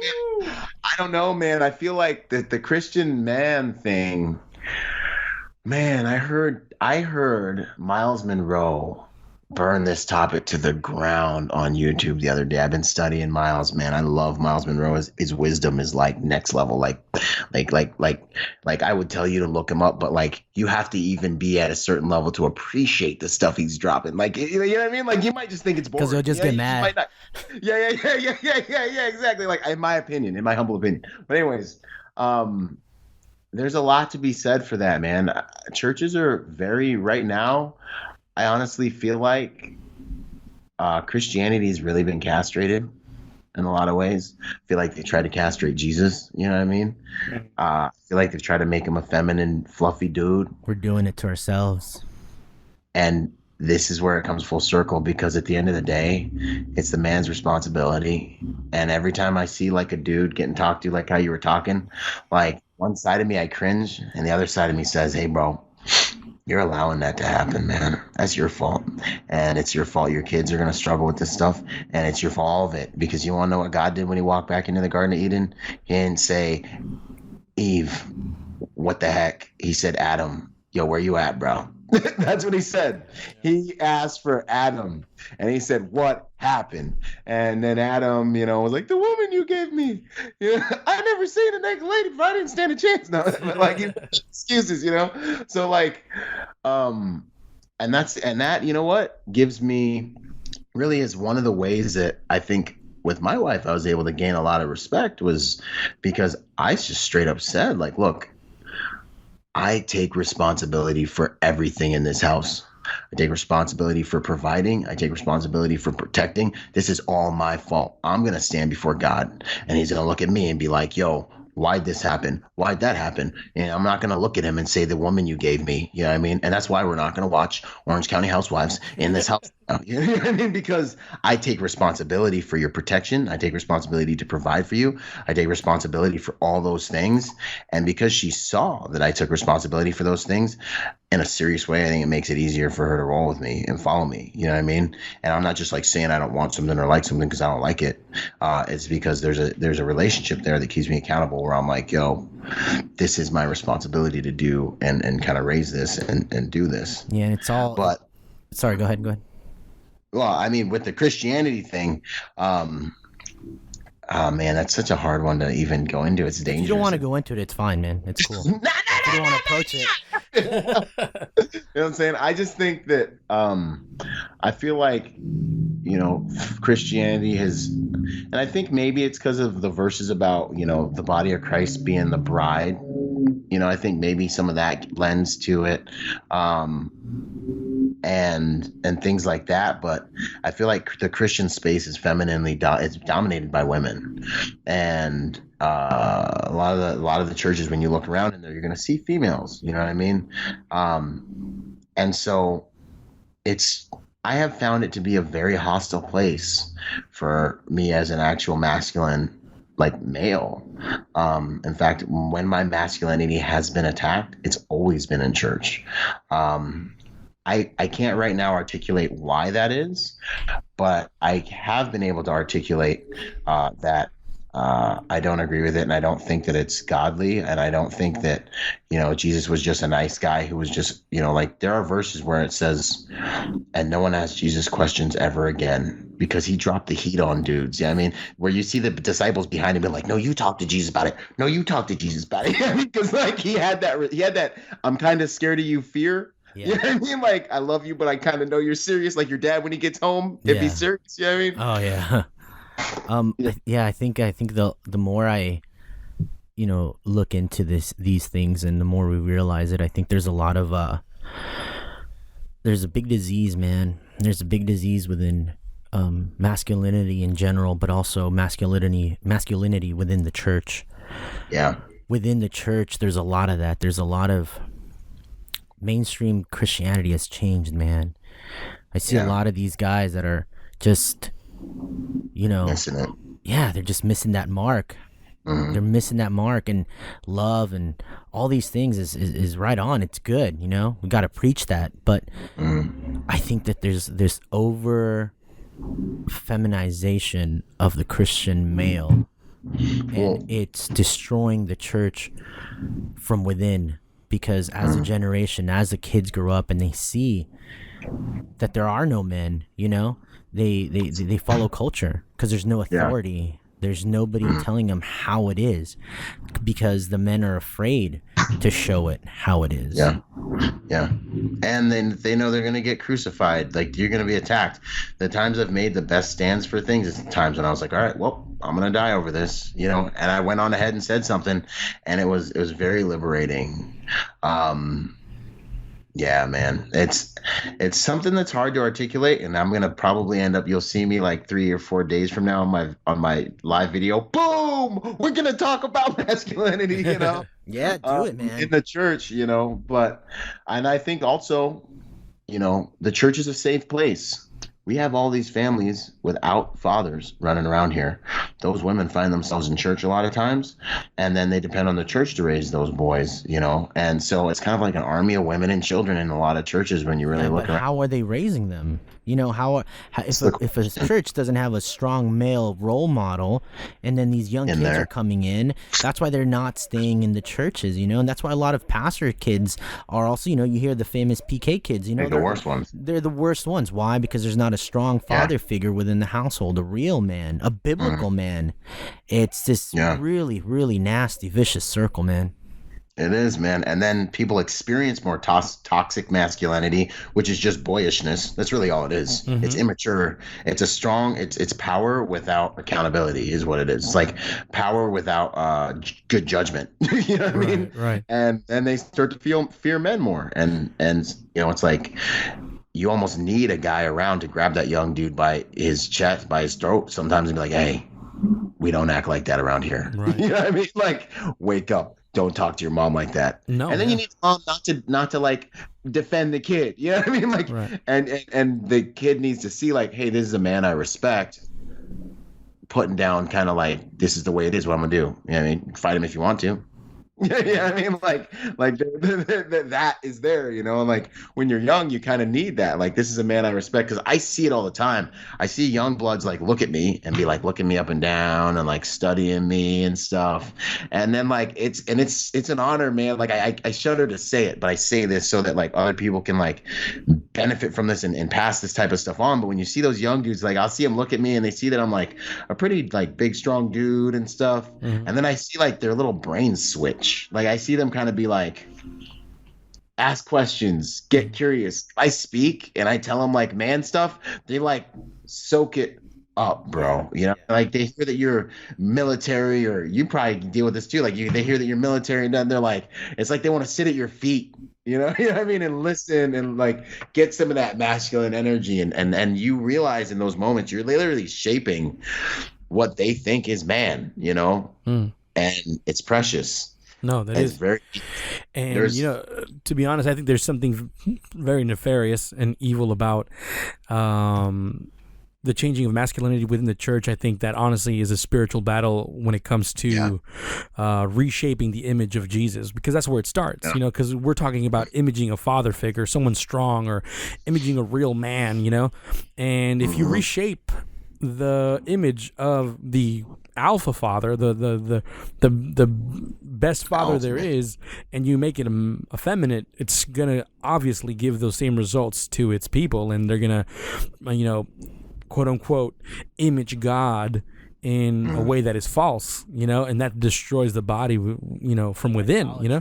It's Was like that? idolatry.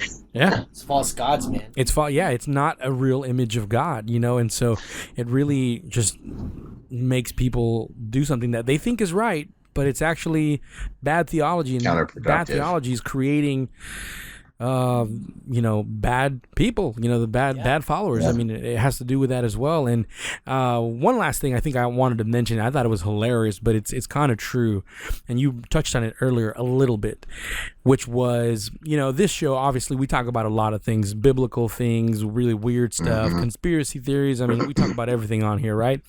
So one thing that me and Omar have seen just an explosion of, which is what's shaping culture, is what we see in the media, what we see on television, what we see movies, on Hollywood, what we see from the pulpit now, you know, what we see in so many things that affect large groups of people. And, you know, I think our second show was about mind manipulation and about how things can, the things that you see on TV just start shaping people, because like you said, they're in that alpha state, and whether you're gonna in your mind say I'm gonna do this or that, you're still getting downloaded with all these ideologies, you know. And so I remember seeing all of the sudden this shift in strong women characters in movies. Dude, it's been killing me, bro. I remember I brought it up to you, and you were like boo, your boy hasn't even seen Wonder Woman yet, what's up, you know. Like, I get out my car in the street and start yelling at people. And so I gotta say, I've seen this over and over. Like, one of the reasons me and Omar like really disliked like the new Star Wars movies was because the new 300, bro. They did it to 300. They did it. How dare they? And Terminator gets rescued by a little girl. Now they killed Wolverine, man. They killed him and put a little girl Wolverine in the. I can't even. I gotta go to the gym after this, bro. Oh gosh. Wolverine can't even die, man. Anyway. Okay, that's my point. See, so that's where I'm getting at, you know. And so we've seen, you know, the movies where beta males make bad decisions and strong alpha women make the right decisions, and we see this time and time again in the greatest blockbuster movies that they're supposed to be great, you know. And if you look statistically, they're dropping bad, you know. They're dropping, fans are dropping like flies because of these types of things that they're pushing, you know. Like just like you said, you know, there's so many movies, it's very subtle sometimes. Blonde Bombshell or whatever that was. What was that? That Blonde Bombshell I can't even. Atomic Blonde, you mean? Atomic Blonde. I never watched it. Me neither. Just was like, I didn't see it neither, but I think that's what you mean. But that's kind of my point, you know, and I don't even have to ask you, but it seems that you've been perceiving the same thing, you know? Dude, so I don't watch TV. So then, I noticed first there was a rash of, I think I was talking to Gonzo, man, face like the sun. Like, we were talking about it, and he was like, "Yeah, they're gonna try to erase gender next." That was like 8 years ago or something, and I was like, "Man, I can't do that, man." You know what I mean? And then we see it in the military, you know, where they're trying to put women in the infantry. I'm gonna let you decide if you want to get me to that. And then I'm sitting here and I'm watching TV shows, and we got these shows with these beautiful, intelligent women and these lump on the couch, fat stupid boy, like dad male figures. You know what I mean? Like you look at the cast, it's like an intelligent, like normal, great female, and like out of shape, like pathetic dude who's like a husband who she has to take care of, you know. And we see it over and over again. Then we get into Hollywood, and I started noticing, like, yo, all the superheroes are like giving up their powers and being rescued by their chicks, and I'm like, whatever. But then, like, these last few years, it's just gotten aggressive with these female action heroes, and like, I'm glad. And I remember him saying that one of the UN objectives for this next, like Illuminati-esque type of objective is to empower, like, put women over men over the next decade. And I'm sitting here and I'm watching this. Or like, we talked a little bit about how Satan approached Eve with, you know, the fruit in the Garden of Eden to put her over men, because the Bible says that man was created for God and woman was created for man. You know what I mean? So that's the ultimate degradation of, you know, God's glory and his honor, you know what I mean? So when I start watching these movies and I start seeing these things, you know, where, you know, there's these female action heroes that, like, I'm not saying women, like, we just have our roles, you know. I remember a chick got in an argument with me at the gym a while back, and she was like, I can do anything you can do. I'm like, no, you can't. I just was like, no, you just can't. You just can't. I was like, listen, like, there's dudes out there that can't do any things that I do. Like, they just can't. Like, they work out. Like, I literally just got done. The weight I just got done lifting, that's most dudes max. Like, what they're, you know what I mean? Like, not to say that I'm that strong, but I was looking at her and I was like, nah, because, like, nah. Just no, you know, and it's not to say that I'm that great, but I remember looking at her like, and then I remember telling her this. I was like, you know what? Technically, you're a human, like, you maybe could, but you would have to go against your entire genetic code and your entire biochemical makeup. You'd have to go against that in a very strong way, probably using chemicals in order to catch up with me. And then you wouldn't have the torque, you wouldn't have the muscle density. I was like, I wish you could, but and then I was like, and then if you stopped for 1 second, you'd lose all of it. You'd lose all of it, you know, if you didn't maintain that level of productivity. I was like, listen, it's like a pride of lions. There are female lions that do the hunting. There are male lions that do the fighting. We need the female lions to eat. We need them. We need them. I was like, but you need the male lions to fight when the hyenas come. And that's just the way it is. There's what should happen. There's what does happen. If you want to be accurate and effective in life, you got to deal with what does happen. So, you know, what the reality is in the game, you know, No, yeah, definitely. I mean, there's no, I think the thing is that it's unrealistic. It's an unrealistic approach to, it's just unrealistic. I know it's a movie. I know it's fantasy. And I'm letting myself go there already. But then you take it to the level to where it's like, no, it's just because we've had strong female. Yeah, we've had strong female leads in the past, like Ripley, you know, from Alien. Dude, she was so cool. But taking she was on the whole cool, alien by himself. Yeah. So you've had strong female leads in the past, a ton of strong female leads in the past. But what's different now is that the archetype, the whole makeup is based off of, it's not even within the realm of possibilities on how it works. And it makes the story garbage, you know? It just makes the story garbage. Yeah.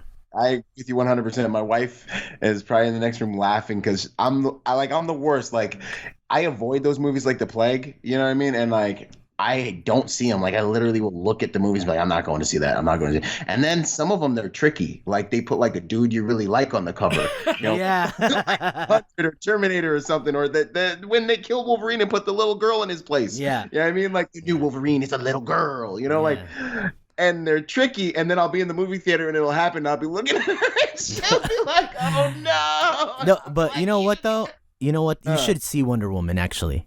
I thought it was going to be in the whole thing, but honestly, dude, it's really, the story is good. Byron, dude, I think Byron hung up on us right now. Oh man.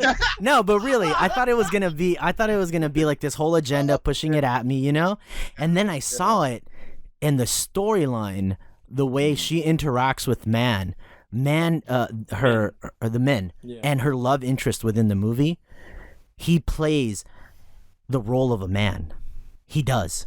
He executes his role as a man what a man archetypically does.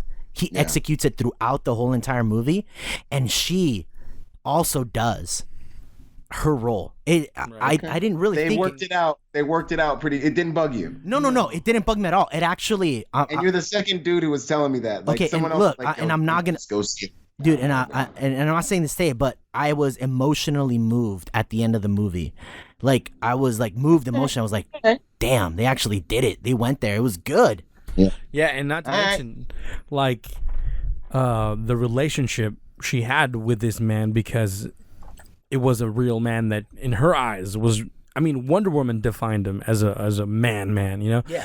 That actually pushed her to Be a woman. Be more of what she needed to be. So it was balanced. It was balanced. All right.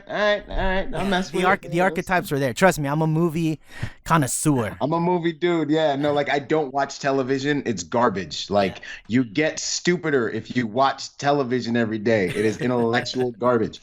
And, like, I'll stand by that. And, like, so I, like, am going to pick a movie at the end of the night. If I have 2 hours, then I will sit down with my wife and I'll watch a movie. I might work on some stuff on my computer on the side a little bit. But then, you know what I mean? Like, it's kind of like, that's my decompression within my 24-hour periods. I'll be watching movies, man.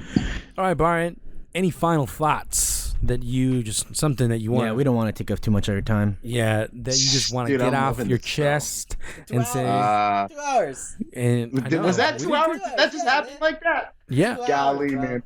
I got one final, just, I'm just going to thin slice this real quick. No, yeah, drop it. This one drives me outside of my mind, and I've had to confront some dudes that I love on it. Ooh. Is when I'm minding my business and someone's like, well, you know, and I say something or two, and they're like, well, you know, happy wife, happy life. Ooh. Oh, we were talking about that. We just mentioned that. Oh. So I look over and I literally I had a teacher that was a feminist that was passive aggressive, and a few semesters back, and she was like, I want you guys to write an article about relationships. And I wrote an article about this happy wife, happy life thing. And she legitimately, so then I didn't show up the next class. I had to work. I was like in another country, and she stood up in front of my class and read my paper to the whole class, turned everyone against me. They were all like, stone him, like, wait till Bob comes back. Like, they had their pitchforks, they had the rope out to hang me and everything. And I came back, and she was like, Byron, we're going to start this class by you standing in front of the class and reading your essay on happy wife, happy life. And my whole approach to the thing is, happy wife, happy life is a bunch of garbage. That my approach is, I don't negotiate with terrorism. Good to go. I'm saying, and I'll take it. And you know what? People hear this and whatever, but like, I'm happily married. Like, my wife's off the hook, and we're one, and that's, like, watch my Instagram. Like, I get good meals created for me, and she likes it. You know what I mean? One of the biggest argument things, they're like, well, women are being oppressed, and they have to cook for me. No, like, my wife loves the fact that I provide and protect, and she is my helpmate that assists me in providing and protecting. Like, that's our flow. And, like, some women are looking for that. And if you're a woman out there, don't be ashamed to be like, no, I actually want a dude who's an archetypal man who's gonna protect me and provide for me. And I like that. And I like dudes opening doors for me. The world needs you, because I won't say chivalry's dead, because I'm a man and I'll be chivalrous till the day I die because of who I am. But I'm gonna tell you right now, there's a lot of dudes out there looking to see if this is a valuable skill set to maintain or not, with regards to the world that they're living in right now. Is it really something that I should do? Is it really a valuable thing? And the more females they see value it, then the more they're naturally going to, like, realize, if they don't have a dad, that it's important. Now, you guys got something you want to put on that, or should I get into this happy wife stuff? No. I agree with you, man. I'm gonna make a T-shirt in the front that says happy. No, it says happy wife, happy home, and in the back it says, but I don't negotiate with terrorists. That's what's up. Yo, that's a good idea, man. FireTheftRadio.com. Go on the merch store. We can create that merch, man. It's on there right now. Yo, I can't talk to it because I don't have a wife, so I'm good. Okay.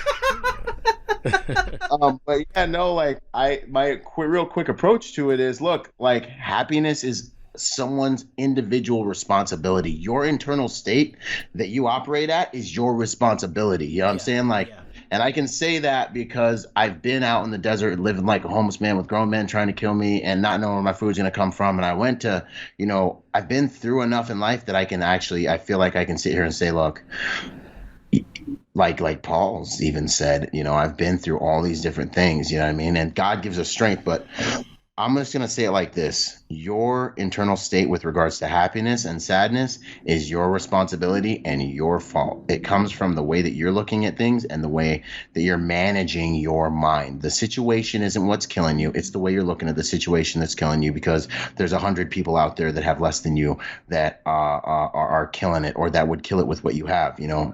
And so like this whole happy wife, happy life thing to me is like, if that person's not happy and they're trying to control you by being like negative or emotionally manipulative or holding something over your head, that's terrorism. And it's terrorism because now you have to live under the threat that if you don't do what they want, they're not going to be happy. And when they're not happy, your life's going to suck. And I'm going to tell you something.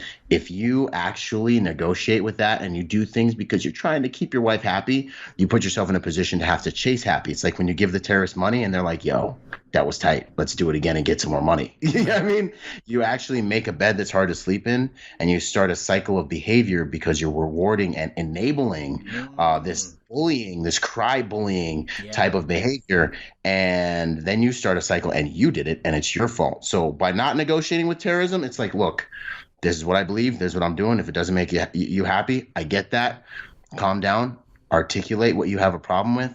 Let's have an adult conversation about it. Yeah. If the person gets emotional and can't handle that, you know what? Let's take a break, because I don't like where this is going for either of us. I'm human. Yeah. Well, like, if the beginning, I start tripping. Yeah. Yeah. I mean, like, right. And by not negotiating with that, you set yourself up to have honor in your house.